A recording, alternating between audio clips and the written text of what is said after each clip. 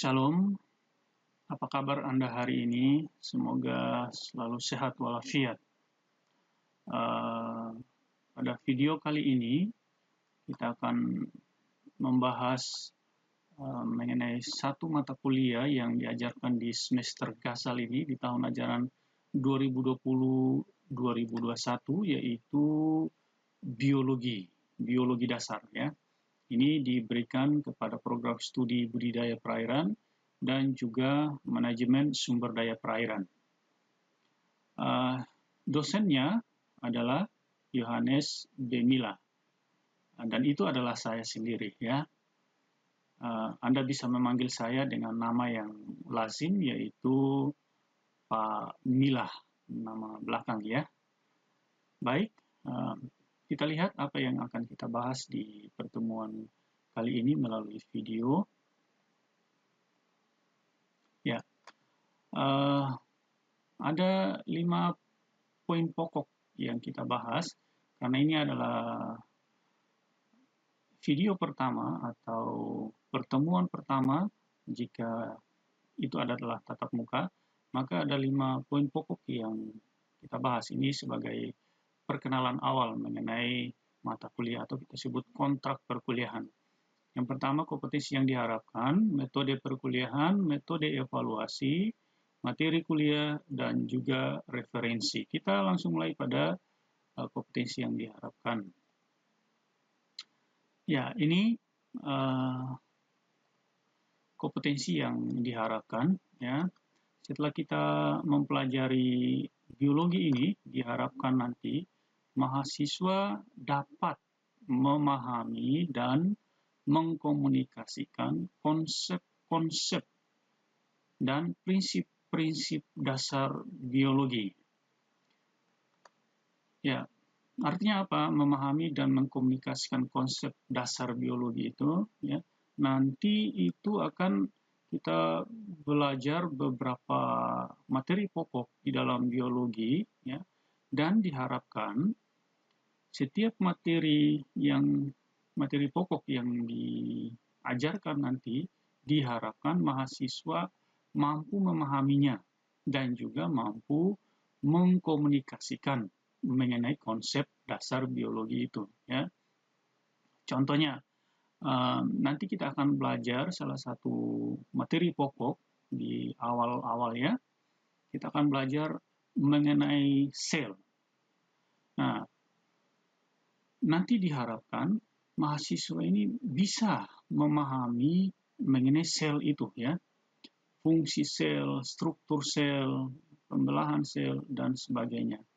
Diharapkan mampu memahaminya dan juga mampu menjelaskan mengenai sel itu. Ya, itu maksudnya. Kemudian, Anda lihat di sini bahwa biologi ini merupakan ilmu dasar yang menjadi landasan bagi ilmu-ilmu lain atau mata kuliah lain yang akan Anda peroleh di semester-semester berikutnya, ya. Contoh saja, ilmu mengenai biologi laut atau biologi perikanan atau mengenai genetika, ya. Maka Anda diharapkan mempunyai landasan terlebih dahulu, yaitu pemahaman dan mengkomunikasikan mengenai prinsip dasar dari biologi, sehingga memberi kemudahan bagi Anda untuk mempelajari ilmu-ilmu lain atau mata kuliah lain yang Anda peroleh di semester berikutnya. Ya, jadi itu tujuan dari kita mempelajari biologi, dan Anda bisa memperoleh tujuan-tujuan lain nanti setelah kita mempelajarinya. Ya, metode perkuliahan kita menggunakan menggunakan media video pembelajaran, ya, karena ini merupakan pembelajaran. pembelajaran jarak jauh. Jadi salah satu yang kita gunakan saat ini adalah video pembelajaran ya. Semoga pandemi ini bisa teratasi segera sehingga kuliah tatap muka bisa dijalankan kembali. Kemudian mengenai pemberian pemahaman melalui video pembelajaran, nanti akan dipertegas lagi pemahamannya ya, dengan cara saya akan memberikan tugas kepada mahasiswa.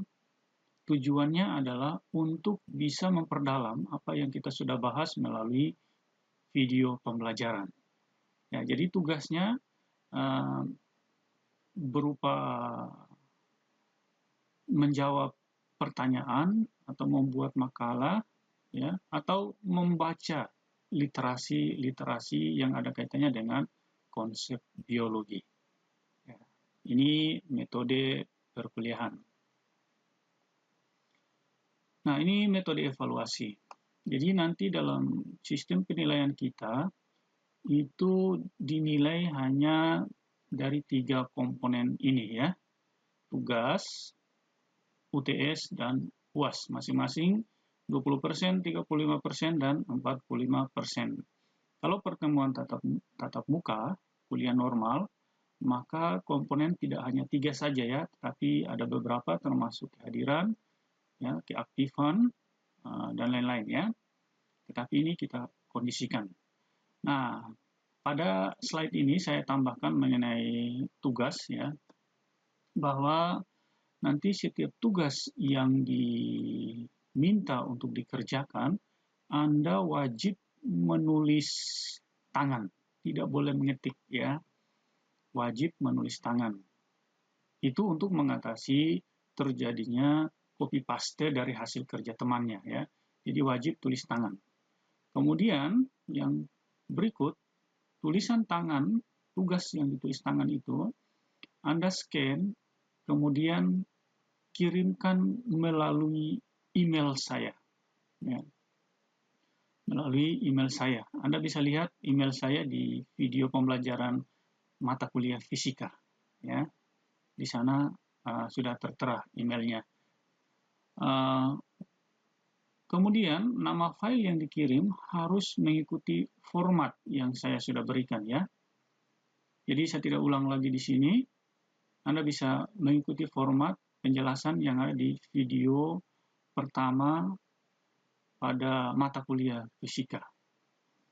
Nah, tambahan lagi bahwa baik tugas, UTS, dan UAS ini tidak ada yang namanya remedi ya, tidak ada yang namanya mengulang.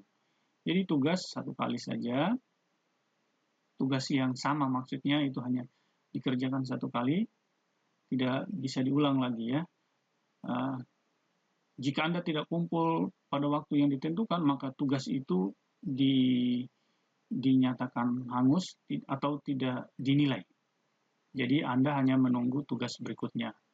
UTS juga ini tidak ada remedial, dan UAS juga tidak ada remedial. Jadi pergunakan kesempatan yang ada, baik itu tugas, UTS, dan UAS ya.